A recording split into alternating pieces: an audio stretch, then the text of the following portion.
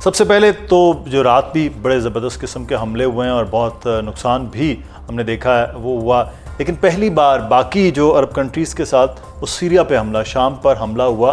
और ईरान तो ये दावा कर रहा है कि 100% जो हैं सोल्जर्स अमेरिकन उनका हलाकत हुई है, लेकिन अमेरिका इसको डिनाई कर रहा है। तो जवाबी हमले भी ईरान पर हुए, सिविल इंफ्रास्ट्रक्चर पर भी हमले हुए, वहाँ भी तकरीबन 38 के करीब लोग जो हैं उनकी ख़बर भी सामने आ रही है शहादतों की। असल इस वक्त ख़बर क्या है कि वहाँ सिचुएशन रात से लेके अब तक क्या? बहुत बहुत शुक्रिया मुदस्सिर साहब for having me on the show. देखें, हालात कशीदा है। ये कहना कि हालात नॉर्मलाइजेशन की तरफ हैं, ये कहना ठीक नहीं होगा। गुज़श्ता रात अमेरिका ने तकरीबन 100 से ज़ायद अहदाफ़ को निशाना बनाया। ईरान ने उसके जवाब में निशानाबाजी की। और सीरिया के अंदर आपने राइटली पॉइंट आउट किया कि पहली मरतबा ईरान ने पहली मरतबा सीरिया को अटैक किया। तो वो एक मैसेज उन्होंने बड़ी क्लियर कट टर्म्स के अंदर कम्युनिकेट कर दिया कि अगर अपने राइट टू सेल्फ डिफेंस के लिए उनको एक पॉइंट के ऊपर अपनी ही जगहों के ऊपर सीरिया जो कॉलोनी इस तरह कंसिडर किया जाता था, तो उससे भी वो घबराएंगे नहीं। पहली बात ये। दूसरी बात ये कि अमेरिका के जो अटैक्स हैं वो हॉरिजॉन्टली एक्सपैंड कर रहे हैं। अगर आप मैप देखें, केशिम आइलैंड, अबू मूसा, बुशैर और डिफरेंट जगहों के ऊपर जो अटैक्स हो रहे हैं वो हॉरिजॉन्टली एक्सपैंड कर रहे हैं। कल उन्होंने बंदर अब्बास के ऊपर अटैक किया। आज पीट हेग्सेथ जो अमरीकी वज़ीर दिफा हैं, वज़ीर जंग हैं रादर, उन्होंने ये बात कही, उन्होंने ट्वीट की और वो तस्वीर पोस्ट की कि जो वॉच टावर था चाबहार पोर्ट का वो डिस्ट्रॉयड था। चाबहार में भी उन्होंने हमले किए। तो दोनों साइड पे इस टाइम पे कशीदगी चल रही है। फुल ब्लोन एस्केलेशन नहीं, फुल ब्लोन एस्केलेशन इसलिए कि नहीं कि ये जो अटैक्स हो रहे हैं ये साउथ ऑफ ईरान में हो रहे हैं और एक लिमिटेड स्केल के ऊपर हो रहे हैं, रोज़ाना की बुनियाद के ऊपर हो रहे हैं। जवाब कार्रवाइयाँ हो रही हैं, कुछ कार्रवाइयाँ ईरान करता है, कुछ कार्रवाइयाँ अमेरिका जवाब में करता है, या कुछ कार्रवाइयाँ ईरान अमेरिका के जवाब में करता है। तो लिमिटेड स्केल कन्फ्रंटेशन चल रही है। फुल ब्लोन एस्केलेशन अगर सिल्वर लाइनिंग है तो फुल ब्लोन एस्केलेशन अभी तक कम अज़ कम हमें नज़र नहीं आई। सही। अच्छा, एक चीज़ जो है कि कतर पर भी अटैक भी हुआ। कतर पहले मीडिएशन से पीछे हटा, रात को फिर दोबारा से मीडिएशन में। पाकिस्तान तो मुसलसल उस कोशिशों में है। इस वक्त मीडिएशन का स्टेटस क्या है? चाहे वो पाकिस्तान है, कतर है, कोई बातचीत हो रही है, नहीं हो रही है? इस वक्त बिल्कुल स्टक है? नहीं, स्टक तो बिल्कुल नहीं है, बातचीत चल रही है। पाकिस्तान की तवस्सुत से चल रही है और कतर की फैसिलिटेशन से चल रही है। पाकिस्तान इस पूरे प्रोसेस में एक वाहिद सालिस जिसे कहेंगे, एक ट्रू सालिस है।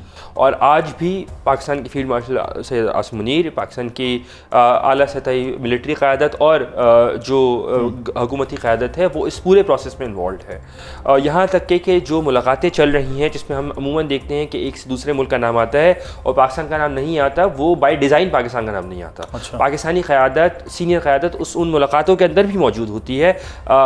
इसकी एग्जांपल मैं आपको दे सकता हूँ कि पिछले हफ्ते होने वाली जो ओमान में मुलाकात थी उसमें भी पाकिस्तानी क़यादत और पाकिस्तान की रिप्रेजेंटेशन मौजूद थी। जो ओमान और ईरान के फॉरेन मिनिस्टर्स की हुई, जिसमें स्ट्रेट ऑफ हॉर्मुज़ के एक प्रपोजल को फ्लोट किया गया था।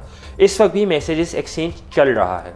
अगर फॉर इंस्टेंस एग्जांपल के तौर पे अगर पहले 10 मैसेजेस एक्सचेंज होते थे 24 घंटे में, तो अब वो 2 के ऊपर आ गए। लेकिन मैसेजेस चल रहे हैं क्योंकि एस्केलेशन लैडर दोनों ने लिया हुआ है। उनको लगता है कि जी लॉजिक ऑफ एस्केलेशन प्रिवेल कर रही है।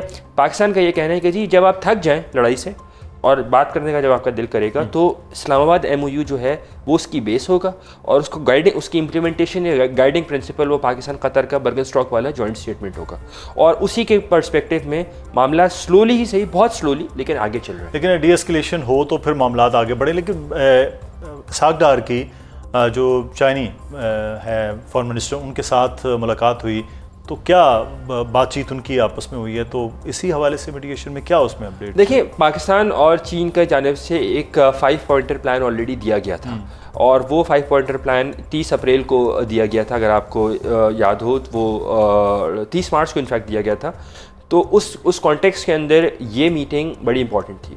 वांग यी, क्योंकि चीन एक लेवरेज इंजॉय करता है ईरान में भी और चीन अमेरिका के साथ भी एक लेवरेज इंजॉय करता है, तो इस पर्टिकुलर मामले के ऊपर मीडिएशन के ऊपर दोबारा जोर दिया गया। आगे क्रिटिकल क्रूशल टाइम्स आ रहे हैं। आगे SCO का इजलास है, अगले हफ्ते में वज़ीर ख़ारजा इसहाक़ डार की, पाकिस्तान के वज़ीर ख़ारजा और ईरानी वज़ीर ख़ारजा की जो है मुलाकात होगी, बिश्केक में मुलाकात होगी शांघाई ताउन तंजीम के इजलास के साइडलाइंस पर। तो दोबारा रिन्यूड फोकस आएगा कि जी बैठ कर बातचीत के अमल को दोबारा से आगे ले। और मैं आपको यह भी बताना चलूँ कि जब भी बातचीत रिज्यूम होगी, बातचीत इस्लामाबाद से ही रिज्यूम होगी। उसके बाद अगर कहीं और जाती है, बर्गनस्टॉक जाती है, जिनीवा जाती है, दोहा जाती है, वो मैटर ऑफ डिटेल है। बातचीत शुरू करने का जो इनिशिएशन पॉइंट होगा वो दोबारा से इस्लामाबाद में ही होगा। अच्छा, एक बड़ी खबर जो है वो सामने आई थी टॉप साइड की कि JD वैंस को ये बताया गया ईरानियन की जानिब से कि जो इस सारे अमल को सबोताज करने में उसमें विटकॉफ और कुशनर दोनों शामिल हैं और वो उनके मकासद हैं। ऐसी खबर का इस सूरत हाल में सामने आना कितना मानी खेज़ है? देखिए, आपको याद होगा कि ईरान ने जून के महीने में जून के 8 या 9 तारीख को एक डिमांड डाली थी कि अमेरिका ने जितने बेनिफिट्स और प्रॉफिट्स लिए हैं ट्रेड मार्केट से, उसका 50% गोया 4.5 बिलियन वो ईरान को दिया जाए।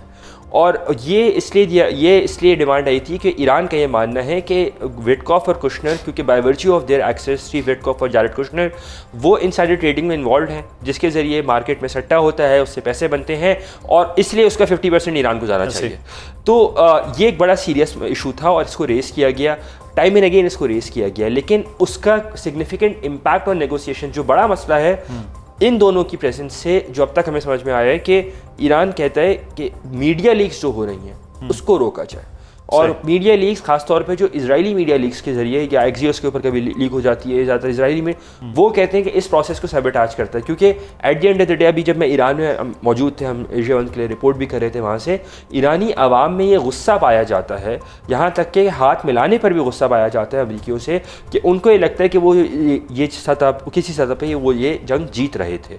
तो उनका ये मानना है कि अगर उनकी क़यादत ऐसे लोगों के साथ बैठे जो कि 2400 के करीब शहादतों में इन्वॉल्व हैं और उनके लेट सुप्रीम लीडर की शहादत में भी इन्वॉल्व हैं, तो डोमेस्टिक ऑडियंस को किस तरह हैंडल किया जाएगा वो मसला सही है। लेकिन इस खबर की तरदीद JD वैंस कर रहे थे कि ऐसी कोई मुझे चीज़ उन्होंने नहीं दी, लेकिन JD वैंस ने एक चीज़ की कि इसराइल में कुछ फोर्सेज ऐसी हैं जो इस अमल को सबोताज कर रही हैं।